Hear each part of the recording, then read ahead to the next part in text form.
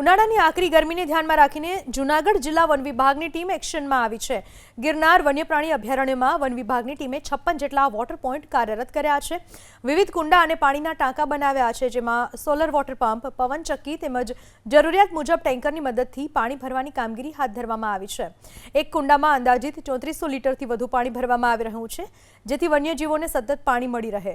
One વિભાગે દરેક રાઉન્ડમાં 2 કર્મચારીઓની નિમણૂક પણ કરી છે, જે દરરોજ સવારે તમામ વોટર પોઈન્ટ અને કુંડાઓની તપાસ કરે છે।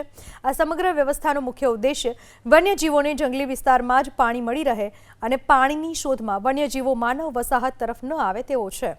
ગિરનાર વન્યપ્રાણી અભયારણ્ય છે, એમાં કુલ 58 જેટલા વોટર પોઈન્ટ આવેલા છે।